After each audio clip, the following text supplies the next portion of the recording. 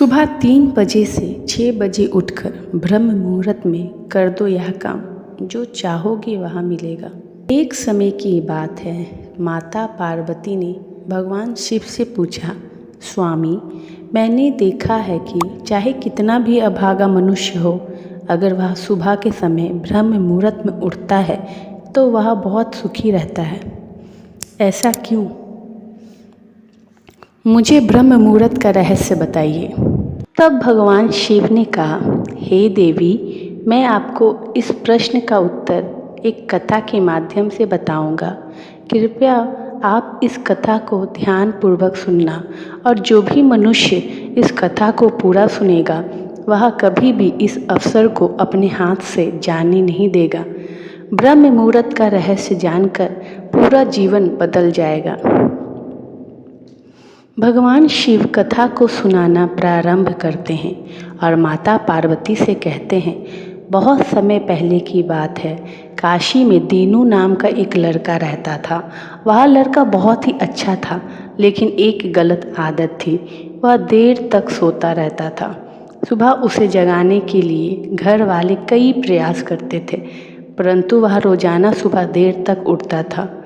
वह लड़का कभी भी 9 बजे से पहले नहीं उठता था। जब वह बालक था तब परिवार वालों ने सोचा कि जब यह बड़ा हो जाएगा तो इसकी आदत में सुधार हो जाएगी, परंतु वह लड़का जैसे जैसे बड़ा होता गया उसकी यह आदत और भी ज़्यादा गहरी होती चली गई। दुनिया इधर से उधर हो सकती थी, लेकिन वह लड़का कभी भी जल्दी नहीं उठ पाता था। उसके पिता उसकी इस आदत से बहुत ज़्यादा परेशान रहने लगे थे। उस लड़के को ढेरों नकारात्मक शक्तियों ने घेर लिया था। वह सभी को पलटकर जवाब देता था और दिन भर उदास रहता था। इसका असर उसके स्वास्थ्य पर भी पड़ रहा था। जब उस लड़की को यह पता लगा कि उसके सारे मित्र सफलता को प्राप्त कर चुके हैं, तब वह और भी ज़्यादा चिंतित हो गया और ईश्वर को कोसने लगा। वह बार बार यही कहता था कि मेरी किस्मत ही खराब है, परंतु उसके पिता अच्छी तरह से जानते थे कि उस लड़के के असफल होने के पीछे क्या कारण है। भगवान शिव ने कहा, हे देवी, फिर एक दिन की बात है, उसके पिता को किसी सन्यासी के बारे में पता चला। उसने तुरंत अपने बेटे की समस्या को लेकर उस सन्यासी के पास जाने का निर्णय लिया। सन्यासी को बेटे की आदतों के बारे में बताया और सन्यासी ने कहा, कल आप अपने बेटे को इस आश्रम में आने को कहिएगा। उस लड़के का पिता अपने घर की ओर चला गया। उसे पता था कि अगर वह सीधे तरीके से अपने बेटे को सन्यासी से मिलने के लिए कहेगा तो वह कभी तैयार नहीं होगा। उसने अपने बेटे को अपने पास बुलाया और कहा, तुम्हारे सारे मित्र जीवन में सफलता प्राप्त कर चुके हैं, क्या तुम सफल नहीं होना चाहते हो? लड़के ने उत्तर दिया, हाँ जरूर पिताजी, परंतु जब भी मैं अपने मित्रों से उनकी सफलता का रहस्य पूछता हूँ तो वह मुझे कुछ नहीं बताते हैं। भगवान शिव ने कहा, हे देवी, फिर उसके पिता ने कहा कि मुझे यह रहस्य पता चल गया है कि वह सभी क्यों सफल हो रहे हैं। तब उस लड़के ने बड़ी उत्सुकता से पूछा, क्या पता चल गया है पिताजी? कृपया करके आप मुझे बताइए। उसके पिताजी ने कहा कि कल सुबह तुम्हें एक सन्यासी के आश्रम में जाकर उनसे मिलना है। यदि तुम वहाँ पर सन्यासी से मिलने समय पर पहुँच गए तो वह सन्यासी तुम्हें एक ऐसा मंत्र बताएगा जिससे तुम सफल हो जाओगे, परंतु एक समस्या है। लड़के ने कहा कि पिताजी, मैं कल पूरी रात जागता रहूँगा और सुबह सन्यासी से मिलकर आऊँगा। उसके पिता ने कहा कि ठीक है, तुम वहाँ जाकर उस सन्यासी की आज्ञा को मानना। पिता की बात सुनकर वह लड़का बहुत अधिक खुश हुआ। जीवन में पहली बार रात्रि में वह जागता रहा, परंतु थोड़े ही समय में उसे नींद आ गई और वह सो गया। फिर अगली सुबह जब वह उठा तो उसे पता चला कि सन्यासी से मिलने का समय समाप्त हो चुका था। उसके पिता ने लड़के की तरफ देखा और कहा कि तुम जीवन में कभी सफल नहीं हो पाओगे, जाओ और जाकर सो जाओ। पिता की यह बात सुनकर उस लड़के को बहुत दुख हुआ। उसने मन ही मन स्वयं को चुनौती दी कि कल सुबह वह सन्यासी से मिलने अवश्य जाएगा। उसने अपने पैर में एक छोटा सा घाव बना लिया, जिससे दर्द के कारण उसे रात भर नींद नहीं आई। भगवान शिव ने कहा, हे देवी, यह ऐसा पहला अवसर था जब उसने अपने जीवन में पहली बार सूर्योदय को देखा था। वह तुरंत ही तैयार होकर सन्यासी से मिलने के लिए चला गया। आज उसका अनुभव कुछ अलग ही था। वह बेहद शांत महसूस कर रहा था। चलते चलते वह लड़का जैसे ही सन्यासी के आश्रम में पहुंचा तो वहां पर उसने देखा कि सन्यासी और उसके सभी शिष्य ध्यान लगाकर बैठे हुए थे। भगवान शिव ने कहा, हे देवी, फिर जब ध्यान का समय समाप्त हुआ तब लड़का उस सन्यासी के पास पहुंचा और उन्हें प्रणाम करते हुए बोला कि आपके पास कोई ऐसा मंत्र है जिससे मैं सफल हो सकता हूं? कृपया करके मुझे वह मंत्र बताइए। मैं भी अपने मित्रों के समान सफल होना चाहता हूं और अच्छा जीवन जीना चाहता हूं। भगवान शिव ने कहा, हे देवी। फिर सन्यासी मुस्कुराए और बोले, अच्छा, तो तुम वही बालक हो? तुम्हारे पिताजी मुझसे मिलने आए थे और उन्होंने तुम्हारे विषय में मुझे सब कुछ बता दिया था। मैं तुम्हें वह मंत्र अवश्य बता देता, परंतु जब लड़के ने जैसे ही परंतु शब्द सुना तो लड़का घबरा गया। उसने पूछा, परंतु क्या गुरुदेव? तब सन्यासी बोला, मैं तुम्हें वह मंत्र बताऊंगा, परंतु अगले 21 दिनों तक तुम्हें मेरी आज्ञा माननी होगी। मैं तुम्हें वह मंत्र 21 दिनों के बाद बताऊंगा। तब तक मैं तुमसे जो भी कार्य कहूँगा तुम्हें वह करना होगा। यदि तुम असफल हुए या कार्य के बीच में तुम्हारा संकल्प टूट गया तो उस मंत्र का असर नहीं होगा। दृढ़ निश्चय के साथ उस लड़के ने कहा कि मुझे आपकी सारी आज्ञा स्वीकार है। मैं अगले 21 दिनों के लिए आपका दास हूँ। आप जो भी कहेंगे मैं वही कार्य करूँगा। मुझे केवल और केवल उस मंत्र के बारे में जानना है। भगवान शिव ने कहा, हे देवी। फिर सन्यासी ने उस लड़के से कहा कि ठीक है, कल से तुम्हारा कार्य शुरू होगा। तुम इसी आश्रम में निवास करोगे। वह लड़का आश्रम में निवास करने के लिए तैयार हो गया। सन्यासी ने कहा कि यहाँ रहते हुए तुम्हें ब्रह्म मुहूर्त में उठना होगा और दूसरों शिष्यों की तरह ध्यान और तप करना होगा। साथ ही आश्रम के कार्यों में भी सहायता करनी होगी। ध्यान रहे, यह संकल्प टूटना नहीं चाहिए। भगवान शिव ने कहा, हे देवी।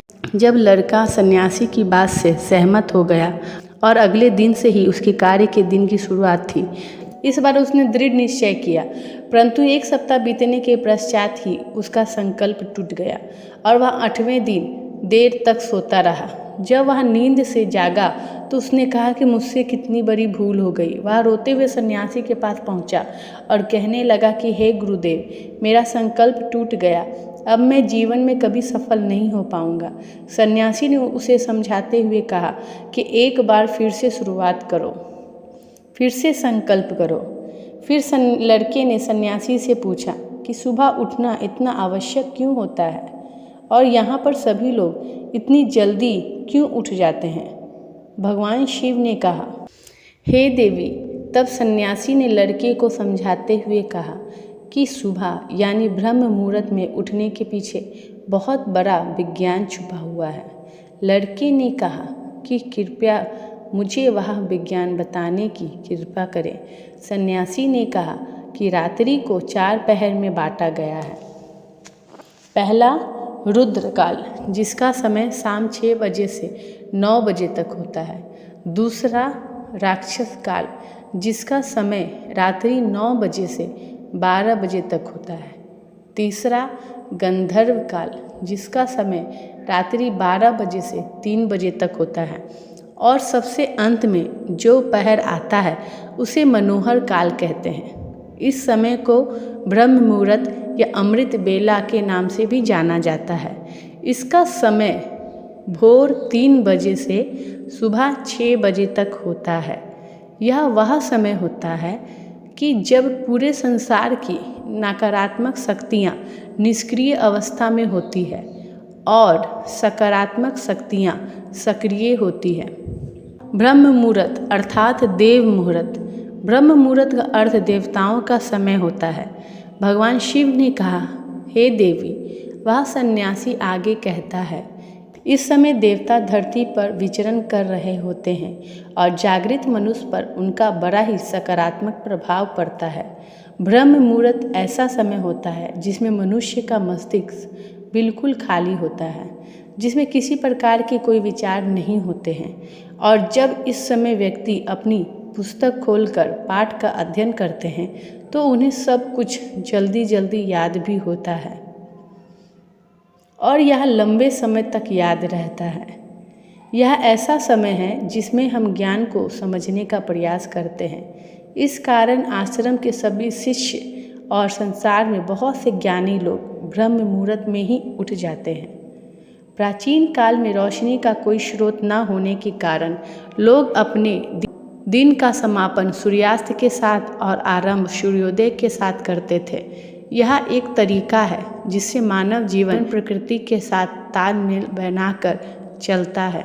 भगवान शिव ने कहा, हे देवी। फिर उस लड़के ने कहा है कि ठीक है, मैं कल से अपना संकल्प फिर से शुरू करता हूँ, परंतु ब्रह्म मुहूर्त में उठकर मुझे क्या क्या करना चाहिए। तब सन्यासी ने कहा, ठीक है, मैं तुम्हें बताता हूँ ब्रह्म मुहूर्त में क्या करना चाहिए और कैसे करना चाहिए। सबसे पहले उठकर धरती माता पर पांव रखने से पहले धरती माता को प्रणाम करना चाहिए और अपनी दोनों हथेलियों को देखना चाहिए और ईश्वर को धन्यवाद देना चाहिए कि उन्होंने तुम्हें आज का सूर्योदय देखने का अवसर दिया है। इसके बाद नित्य कर्म और स्नान करने से शरीर की ही नहीं बल्कि मन की शुद्धता भी बढ़ती है। स्नान करने के बाद ध्यान की प्रक्रिया होती है। ब्रह्म मुहूर्त में ध्यान की अवधि 21 दिन तक होती है। इस विधि का उपयोग तब किया जाता है जब आप अपनी कोई मनोकामना की पूर्ति करना चाहते हैं। यह ऐसा समय होता है जब व्यक्ति अपने आज्ञा चक्र को सक्रिय करने पर काम करते हैं। भगवान शिव ने कहा, हे देवी। आगे वह सन्यासी कहता है, आज्ञा चक्र दोनों भावों के बीच होता है। यह संकल्प का स्थान भी कहा जाता है। अगर इस चक्र पर ध्यान केंद्रित किया जाए और अपनी मनोकामना को बार बार दोहराया जाए तो मात्र 21 दिन के भीतर वह मनोकामना पूरी हो जाती है। अगर आपके मन में कोई अधूरी मनोकामना है और आप उसे पूरी करना चाहते हैं तब उसे सबसे पहले उस मनोकामना का स्पष्टीकरण कर लें। आपको क्या चाहिए यह निर्णय अवश्य कर लें। इसके बाद ध्यान की विधि को शुरू करें।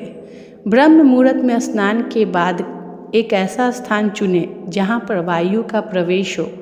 ध्यान में शुद्ध प्राणवायु का होना आवश्यक होता है। ध्यान की मुद्रा में रीढ़ की हड्डी सीधी होनी चाहिए, साथ ही गर्दन भी सीधी होनी चाहिए। सुखासन की अवस्था में दोनों हाथों को घुटनों पर रखकर आंखें बंद करके बैठ जाएं। हाथों की मुट्ठी को बंद कर लें और 2-3 मिनट तक बिल्कुल शांत हो जाए। जब आपका शरीर स्थिर हो जाए और श्वास भी शांत हो जाए तब उसके बाद अपना सारा ध्यान आज्ञा चक्र पर लगाएं। इस दौरान लंबी गहरी सांस लें और सांस को रोक कर रखें। इस समय आप अपनी इच्छा को मन ही मन दोहराएं और अपने मन से इष्ट देव और देवी देवताओं और गुरुजनों का चिंतन करें। भगवान शिव ने कहा, हे देवी। उस सन्यासी ने कहा, जब सांस को रोकना कठिन हो जाए तब धीरे धीरे सांस को बाहर की ओर छोड़ो। सांस को नाक से भरें और मुख से बाहर छोड़ें। इस प्रक्रिया को 3 से 4 बार प्रतिदिन दोहराएं। ऐसा प्रतिदिन करने से आपकी जो मनोकामना है वह अवचेतन मन तक अवश्य पहुंच जाएगी और इच्छा पूर्ति जल्दी होगी। आज्ञा चक्र सक्रिय होता है और हमारी आज्ञा को पूरा करता है। सांस को रोक कर रखने के दौरान शरीर में आपातकाल की स्थिति हो जाती है, जिससे कि आप बेकार की बातें सोचने और विचार करने से बचते हैं। ब्रह्म मुहूर्त के समय ईश्वर की विशेष कृपा होती है और कोई भी व्यक्ति अपनी मनोकामना को इस समय दोहराता है तो उसकी इच्छा जल्द से जल्द पूरी होती है। भगवान शिव ने कहा, हे देवी। इस प्रकार सन्यासी ने उस लड़के को ब्रह्म मुहूर्त का महत्व बताया। अगले 21 दिन तक उस लड़के ने बड़े ही मन के साथ इस प्रक्रिया को अपनाया। अब वह बहुत ही ज़्यादा अनुशासित और शांत स्वभाव का बन चुका है। उस लड़के ने जैसे ही अपना संकल्प पूरा कर लिया, उसके बाद वह लड़का बड़े ही प्रसन्न भाव से सन्यासी के पास पहुंचा और कहने लगा, हे गुरुदेव, मैंने 21 दिनों का संकल्प पूरा कर लिया है। अब कृपया मुझे सफल होने का मंत्र बताइए। तब उस सन्यासी ने मुस्कुराते हुए कहा कि पिछले 21 दिनों से जो अभ्यास तुम करते हुए आ रहे हो, वही तुम्हारी सफलता का मंत्र है। जो व्यक्ति ब्रह्म मुहूर्त में उठकर ध्यान प्रक्रिया को सही से करते हैं, वह जीवन में कभी असफल नहीं हो सकते। तुम्हें ब्रह्म मुहूर्त का रहस्य पता चल चुका है, अब तुम इसे जीवन पर्यंत करो। तुम्हें जीवन के लक्ष्य और सफलता दोनों प्राप्त होंगे। उस लड़के ने सन्यासी को धन्यवाद दिया और ब्रह्म मुहूर्त के नियमों का पालन जीवन पर्यंत तक करने का वादा भी किया। भगवान शिव ने कहा, हे देवी, अब तो आपको पता चल गया होगा कि ब्रह्म मुहूर्त क्या होता है। तब माता पार्वती ने कहा, हे स्वामी, अब मुझे ब्रह्म मुहूर्त का संपूर्ण ज्ञान हो गया है। इतना कहकर माता पार्वती ने भगवान शिव को प्रणाम किया। वीडियो अगर पसंद आया हो तो वीडियो को लाइक और हमारे चैनल को सब्सक्राइब करें और अपने दोस्तों के साथ शेयर करें। धन्यवाद।